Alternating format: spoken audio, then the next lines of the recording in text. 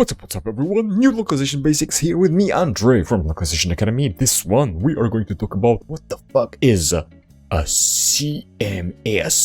CMS stands for Content Management System, and as the name indicates, it's a system to manage your content. Ta-da! I think this actually extends beyond websites, but I think with websites it's going to be the best explanation that I can give you right now. Maybe you know, maybe you don't know, but websites are actually made of HTML files, which have certain code, certain syntax, how you need to create the document, how you need to use the tags to make it look in a specific way. And not everybody in this world knows how to do it, but most of the people in this world know how to use something like Word. So CMS kind of like transfers this whole ability to create websites to something that is usable kind of like Word.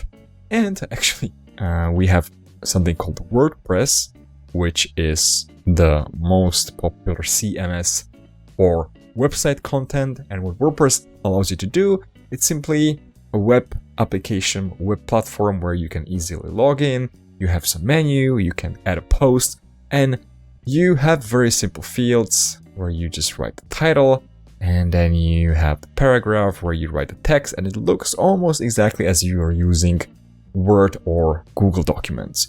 And then with a press of a button, you can just publish this new post, and ta-da! Suddenly it's all live on the website.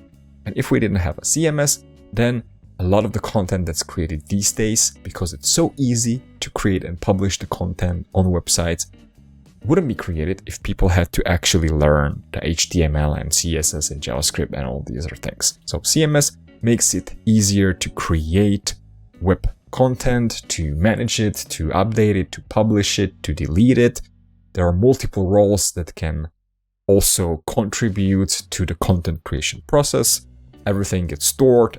If somebody does any change, it's also logged automatically. Question is, how is this all related to localization?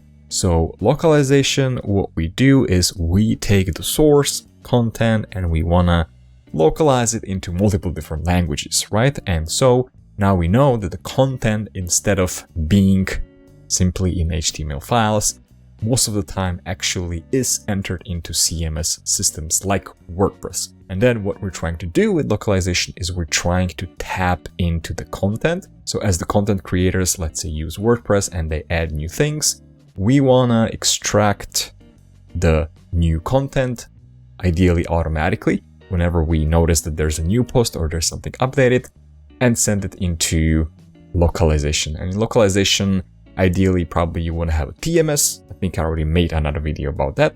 So what you want to do is you want to have a connection between a CMS system and TMS system. So then whenever someone creates a new content, it gets automatically sent to the TMS where it can be translated and localized into multiple different languages and then sent back to WordPress where it would be available to the people in different countries in their own language. That's it about CMS. Ta-da!